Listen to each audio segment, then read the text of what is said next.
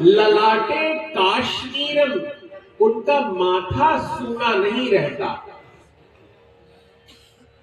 उन्होंने केसर का तिलक लगाया है।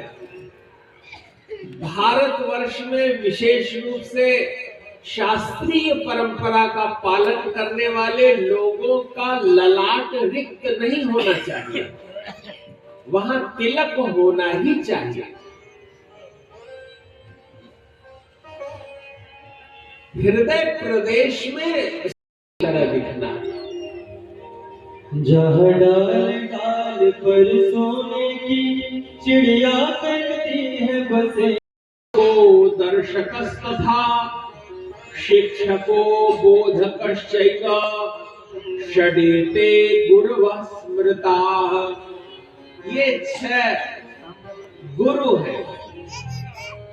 गुरु अर्थात जो लघु को गुरु बना दे, शिष्य को आचार्य बना दे, जिसकी निकटता में छोटापन समाप्त हो, देने का जो सामर्थ्य हो, उसके कारण व्यक्ति देवता बनता है। द्योतनात् माने प्रेरित करना, द्योतन करना। किसी ने कविता लिखी तो उसको ये कहना कि तुमने अच्छी कविता लिखी है, अभ्यास करो और अच्छा लिखो। दानात् द्योतनात् दीपनात् वा।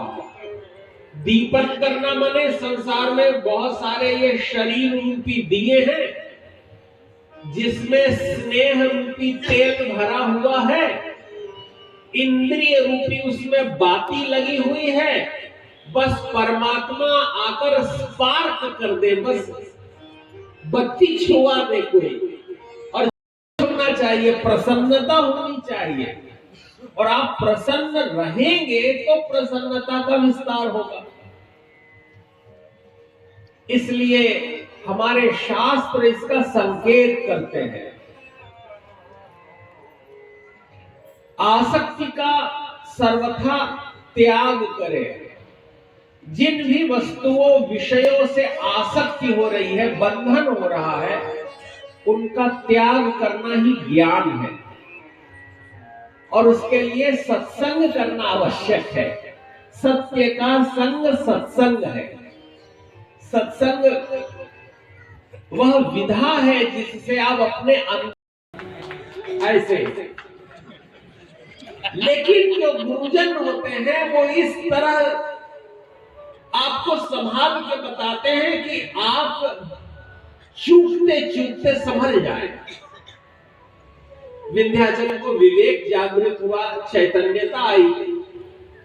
उसने कहा मुझे तो श्रेष्ठ होना है। जब भी आपको प्रतिस्पर्धा करनी हो ना, तो किसी की लकीर छोटी मत करिए, अपनी लकीर बड़ी करिए। किसी को नीचा मत दिखाइए, उसका मान घटाने की अपेक्षा ऐसे सुकृत करिए कि आपका मान विस्तारित हो, आप में पूर्णता जागृत हो। देवर्षि नारद ने कहा कि अगर तुम बड़े बनना चाहते हो तो आशुतोष का पूजन करो, भगवान शिव का पूजन करो। विंध्याचल ने कहा मैं उनका पूजन करूंगा। कौन सी जगह ऐसी है जहां मैं उनका पूजन करूं तो वो जल्दी प्रसन्न होंगे? क्योंकि यही कला है। जिस व्यक्ति को ये पता है कि उसके मालिक का मूड कितने बजे ठीक रहता है, उसका काम हो जाएगा। क्योंकि खाली पेट मालूम है तो काम मना कर देंगे। थोड़ा खाए पिए हो और उसके बाद आप उनसे कोई प्रस्ताव रखें तो आपका काम सिद्ध हो जाएगा। देवर्षि नारद ने संकेत किया कि इस ब्रह्मांड में एक धारा है, उस धारा का आकार ओम के आकार का है। एक पर्वत है जो ओम के आकार का बना हुआ है, और नर्मदा जी जलहरी की तरह चारों ओर से घेरे हुए हैं, और वह स्थान अत्यंत पवित्र है, शिव रूप है, स्वयं मानधाता द्वारा स्थापित पूजित है। उस स्थान पर अगर कोई महादेव का पूजन करता है तो महादेव शीघ्र प्रसन्न हो जाते हैं। भगवान शीघ्र प्रसन्न मिल जाए तो कितनी बड़ी बात है। लोग जानने पर भी पूजन नहीं करते। जिसको पता है कि हम मिल जाएंगे। ओम नमः शिवाय। अचल रूप से विंध्याचल ने वहां भगवान शिव का स्तवन मनन पूजन किया। भगवान शिव आशुतोष है, बहुत जल्दी बहुत शीघ्रता में वे प्रसन्न हो गए। भगवान शिव प्रसन्न हुए और प्रसन्न होकर के उन्होंने कहा, विंध्याचल वरम ब्रूहि। भगवान को प्रकट सामने देखकर वे बड़े आनंदित हुए। बोलिए ओंकारेश्वर ज्योतिर्लिंग भगवान की जय। वहां प्रकट होकर उन्होंने कहा, तुम वर मांगो। विंध्याचल ने कहा कि प्रभु, मिलने के बाद अब मांगने की इच्छा नहीं रही। यह सुनकर भगवान शिव और प्रसन्न हो गए, क्योंकि बड़े लोग देते जरूर हैं, लेकिन उनसे अगर आप मांगना बंद कर दो तो वो बड़े प्रसन्न हो जाते हैं। भगवान शिव बहुत प्रसन्न हो गए, आनंद में विभोर हो गए और उन्होंने कहा, मैं तो सब जानता हूं, अंतर मन की बात जानता हूं। तुम बड़े होना चाहते हो, लेकिन ये कामना तुमने अगर विस्मृत कर दी, अब तुम नहीं चाहते, तो तुम सचमुच अब बहुत बड़े हो गए। लेकिन मैं आया। तब विंध्याचल ने कहा कि प्रभु, मेरी इच्छा है कि आप भक्तों के कल्याण के लिए यहाँ सदा विराजित रहें।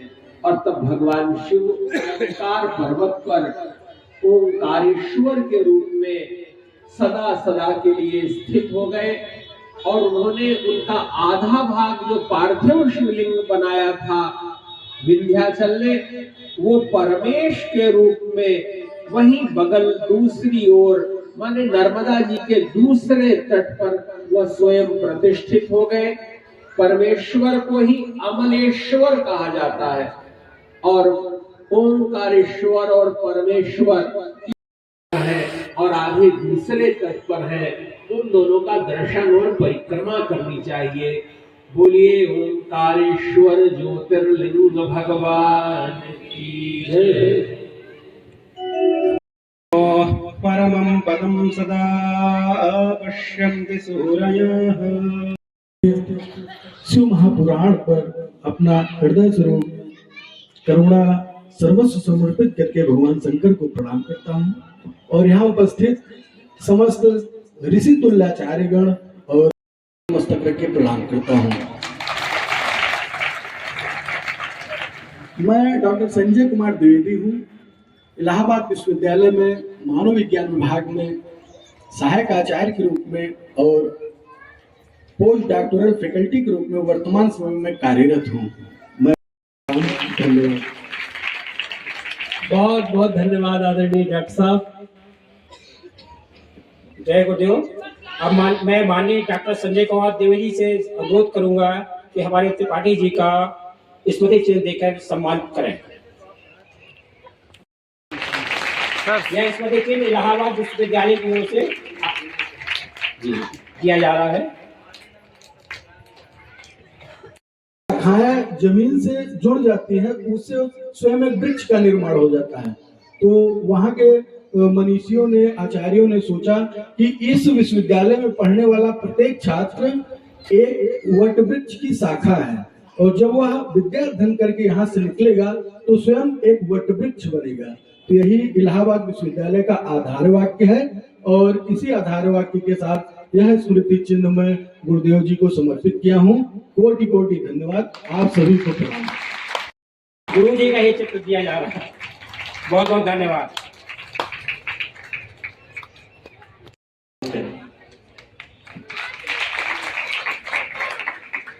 आज मुझे मेरा यह परम सौभाग्य है कि आज इस प्रांगण में आने का मुझे अवसर प्राप्त हुआ। परम आदरणीय हमारे चाचा जी, जिनके सानिध्य में हरदम हमने इनकी कथा जो होती है, और मैं कहा कि मैं प्रयागराज की धरती से हूँ, मैं अपना परिचय दिया तो उन्होंने कहा कि प्रयागराज जहाँ संगम, जहाँ गंगा यमुना सरस्वती बंधवा लेटे हुए आप वहां से हैं, और मैं जब परम आदरणीय चाचा जी का नाम लिया तो उन्होंने मुझे गले से लगाया और कहा कि आप उस घर से बिलोंग करते हैं जिनका पूरे भारत में उनके मधुर वाणी से जो धाराएं बहती हैं, ये परम मुझे सौभाग्य प्राप्त हुआ। और चाचा जी के द्वारा जो भी उनका मार्गदर्शन प्राप्त होता है, मैं कोशिश करता हूं कि मैं समाज में इनके द्वारा और मैं अपनी वाणी को विराम करता हूं। जय श्री राम। वो अगर झुक कर बोलता है, तस्मै श्री गुरुवे नमः। यहाँ हम आदि गुरु कर्मों के द्वारा हमें अपने वातावरण को मधु के समान मीठा बनाना चाहिए। जिस तरह पिछले 7 दिनों से यह कथा हुई, निश्चित तौर पर यह भूमि पावन है और यह और अधिक पावन हो गई और हम सबके विचार भी पवित्र हो गए। और अगर यही विचार पवित्र हैं तो हम निश्चित तौर पर आगे बहुत सी सफलताएं प्राप्त करेंगे। हम एक बरगद की शाखा हैं और आगे भी हम एक बरगद का रूप ले सकते। बहुत बहुत धन्यवाद प्रिय अरिंदम जी।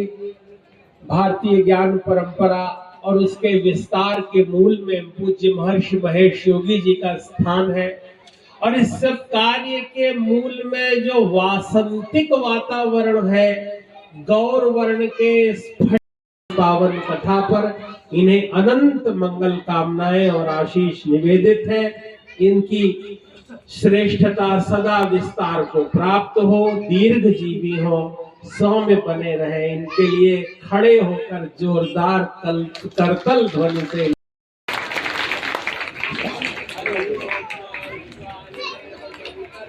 तानि परासुवाच भद्रन्तन्न बृहस्पतिर्दधातु त्रिखदस्वामरुतः कृष्णिमातरः शुभं जावानो विदधे भुजगमयः अग्निजिह्वा मानवः सूरचक्षसो विश्वेनो देवा अवशागमन्निः भद्रं कर्णेभिः शृणुयाम देव।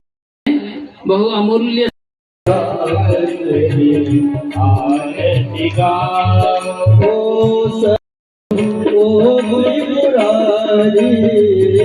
महादेव प्रभु ओ त्रिपुरारी, भक्तों के तुम हो भोर भयहारी, भक्तों के तुम हो भोर भयहारी, हर हर शंभो तुमको निभाओ हे भोलेनाथ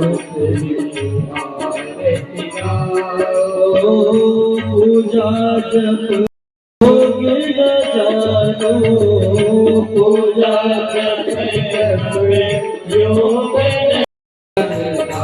हरे हरे हरे राम राम राम हरे हरे, हरे कृष्णा कृष्णा कृष्णा हरे हरे, हरे राम हरे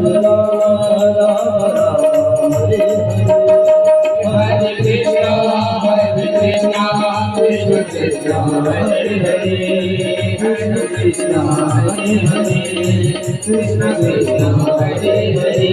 तो वृक्षाल्य मंत्र पुष्पांजलि। ओम तज्ञेन जन्मय जन्त देवास्तानि धर्माणि प्रथमान्यासन्न देहनाकं महिमानः सचन्द यत्र पूर्वे साध्याः। पुरुषोत्तमाय नमः। प्रेम से बोलिए शंकर भगवान की, शिव महापुराण के, व्यास जी महाराज की, गंगा मैया की, गौ माता की, गौ हत्या सत्य सनातन धर्म की, नमः पार्वती पतये हर हर महादेव।